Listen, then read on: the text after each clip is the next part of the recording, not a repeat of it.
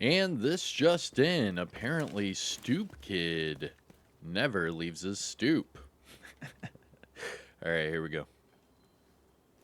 What's going on YouTube? Kamikazevondoom here with another Division 2 video, and I'm just checking in on you. What's going on? How are ya? Now today is September the 25th, and this is going to be your weekly vendor reset and must-buys for Cassie Mendoza and Danny Weaver. So sit back, relax, grab that popcorn, don't forget to hit that like, subscribe if you haven't already, and let me know what you think in the comment section below, and finally shout out where you're from. It's always cool to see where everyone's from. Now, before we get to Cassie Mendoza and Danny Weaver, we do have to find the Snitch. Now, the Snitch has over a dozen different locations throughout the entire open world. Every time you log out and log back in, he can change locations. He can change locations on every character.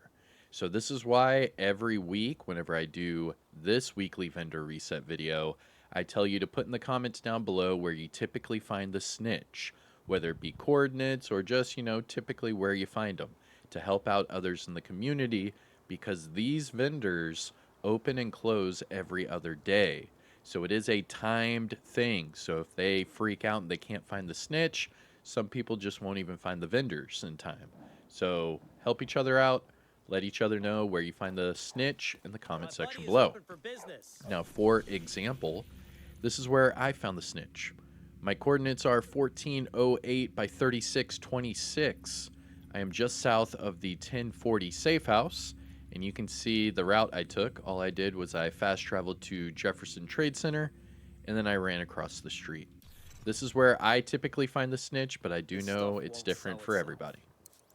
This is the spot. Now, what I do, because I'm on a heroic global difficulty, I pick up the bounty, and then you can actually keep these bounties for later. So you can go to details and then click abort bounty, and then you can just hold these for later, and you can see I'm stacking up on heroic bounties here because of the Snitch.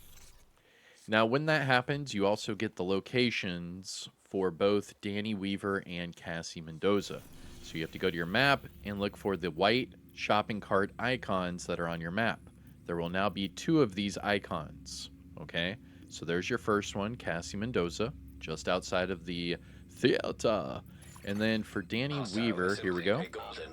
So Danny Weaver is just outside of the Air and Space Museum. So what I'm going to do is I'm going to show you Cassie Mendoza first, and then we'll jump over to Danny Weaver. Now, Cassie Mendoza, her vendor, the only currency that she takes are just normal credits, where Danny Weaver, he takes textiles for currency. Now, the only way to get textiles is you have to have duplicates from your caches. Once you get duplicates, it'll convert the apparel item into textiles, and then you can use them later. You can buy old apparel items with textiles, but only a select few, and you can use the textiles for Danny Weaver to buy exotics and other caches every week. But that's pretty much it for textiles. I do wish that there was some sort of like textiles conversion, some sort of station or something, because even myself, I have like 280,000 textiles. So there's no way I will ever spend any of these textiles for the duration of this game. It's just not possible. Unless they come up with some sort of like conversion thing to where I can like turn those into like exotic components or something. That would be pretty cool. Now here is Cassie Mendoza. So timestamp it, do whatever you need to. And here we go. Agent, good to see you. Now, starting off at the top, we have the named items, but this does come with a disclaimer. So if you are new or returning to the game, you will only see these top 2 named items because you have to unlock the bottom 2 named items for her to sell them. So to unlock the Shield Splinterer, you have to hunt down and eliminate all of the Year 1 hunters and open up the ivory chest that is in the base of Ops. Once you do that, you will receive this weapon and she will sell it every week thereafter. Same logic applies with Hunter-Killer, but the Hunter-Killer chess piece is locked behind Warlords of New York, so you have to have that expansion, and then you have to hunt down and eliminate all of the Warlords of New York hunters, open up the off-white chest that is in the Haven settlement in New York, and then you will receive this chest, and then she will sell it every week thereafter. Now, that is how you unlock those. So, starting off at the top, we have the Surge. This is the named rifle with perfect spike, and this one comes with headshot damage. Now, the attributes are high enough to where you could just change the headshot to whatever you want. I would recommend damage to targets out of cover or damage to armor. For the next item, we have the Eagle's Grasp. This is the named zoo gloves that give you weapon handling as an attribute of 15%. And then this one, armor regeneration, and then really high weapon damage. So you could use this one two different ways. So I guess I would recommend you buying two of these. So the first one, keep the weapon damage and change the armor regeneration to whatever it is you want. And then just optimize that weapon damage once. It'll be maxed out. And then you will have fully God-rolled Eagle's Grasp. So whatever attribute you want. You could have crit chance, headshot, doesn't matter. The other pair of gloves, I would say pick these up and then roll the weapon damage to an armor core and then just optimize that armor regeneration attribute at the bottom and then use these for some sort of like armor regen god build. You know what I'm saying? Just throwing that out there. For the bottom two, I already told you how to unlock them, but here is the Shield Splinterer. This is the named F2000 with Perfect Optimist, and this week it comes with reload speed and decent attributes. If you were to pick this one up, just recalibrate the reload speed off for, say, damage to targets out of cover, just like the one I have on right now. Not bad. And then finally, for the named items, we have the Hunter Killer. This is the named Golden Gear chest with Perfect Intimidate. And this week it comes with explosive resistance and status effects. Now, the status effects does go well with the Golden Gear brand set bonus, but I just don't intimidate with status effects. I mean, maybe you could do that with like a... Ooh. Actually... I don't want to spoil that. No, that's a good build. Never mind. I'll show you later. For the gear set items, we have a Aegis backpack with armor regeneration. I guess that would be good. Just max out the armor, and then you're good to go. But I am not a fan of this gear set. I do not like the 4-piece talent at all. I think it's just not worth it. Not worth it. As far as the 2-piece and the 3-piece, I mean, health is useless in this game. And then the 15% armor isn't bad, but I don't know. You could get more out of other things in the game. For the Hunter Killer chest piece, nice. This is a good chest piece. Remember that the Hunter Killer chest piece will just increase the Predator stacks duration from 10 seconds to 30. So that is really cool because you can get upwards of 45% amplified damage. And this one already has near max weapon damage to where you could just recalibrate the repair skills off for whatever it is you want. But in my opinion, I never personally use the Hunter's Fury chest at all. I would rather use like Sokolov Concern or something like that to accent the build a little bit more because the Apex Predator stacks, the 10-second duration is already pretty good. I do understand that the 30 seconds is really cool, but you could get more out of it. The Breaking Point gloves, weapon damage, and crit chance, that's good for the gloves. You could keep those, just max them out. Negotiator's Dilemma knee pads, these are good as well. Really high weapon damage. All you have to do is recalibrate the explosive resistance off for whatever it is you want. I would probably go crit chance, but that's just me. Following that, we have Hunter's Fury holster with headshot damage. Not bad. Decent rolls. And then finally, Hardwired mask with repair skills. Now remember, Hardwired is getting a big buff next update. So get ready to dust off those Hardwired builds. As far as the high-end items, we have a... What is this? A tactical MK16 with flatline. That actually does work. So you could just change the swap speed off for damage to targets out of cover, use the flatline with the linked laser pointer from the technician specialization, and you're good to go. Not bad. Remember the long underbarrel rail that you can see on the right side of your screen, that's where you put the linked laser pointer, and that will pulse the enemy, and with flatline, that will amplify your damage. I mean, that's not bad at all. Following that, we have a SR1. This is a really good SR1. Damage to targets out of cover, just change future perfect to determined. That's a really good SR1. That's a must-buy sniper. Put determined on it. Remember, the devs have publicly stated they are not changing determined. Determined is working as they intended. So this is going to be a really, really strong sniper to keep using even after the next update.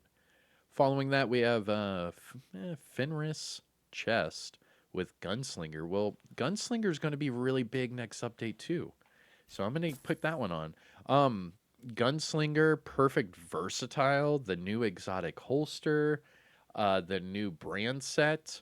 All of these things are aiming towards weapon handling and swap speed. And Gunslinger, right here, gives you 20% weapon damage. Boom. All you have to do is swap weapons. And the new backpack with perfect versatile will amplify that damage.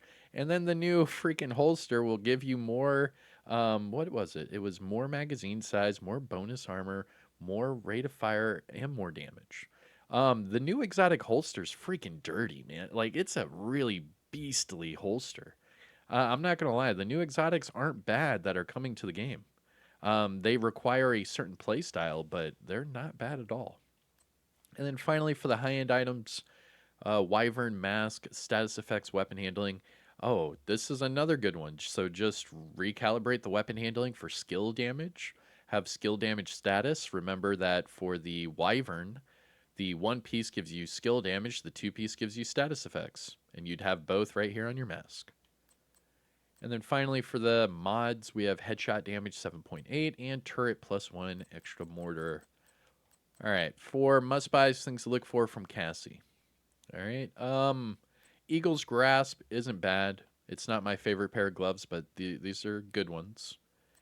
The high-end item, or the gear set items, we had quite a few good ones. So the Hunter's Fury isn't bad. Look at that weapon damage. That's good. The breaking point's not bad with the crit chance. The negotiators, you see that weapon damage, again, super high. The Hunter's Fury holster wasn't bad. The tactical MK16 you could use with damage to targets out of cover. This SR1 is really good. Just change that talent to determined. The Fenris chest piece is good. The Wyvern mask is good. I mean, Cassie's not bad this week. She's not bad. These are all decent items that I can see builds with easily. Now, the next one is going to be Danny Weaver, all right? So let's jump over to Air and Space Museum, and he's right across the street. Now, if you haven't already, hit that thumbs up, support the channel by subscribing, and ring that notification bell. That way you don't miss any of my daily Division videos. And here we go to Danny Weaver. Remember, Danny Weaver only takes textiles. Only textiles. Oh, let's see if they fix that invisible wall. Here we go. Nope. They have not fixed that invisible wall. All right. So to get to Danny Weaver, just go over here to the left and take the stairs down, and you're good to go.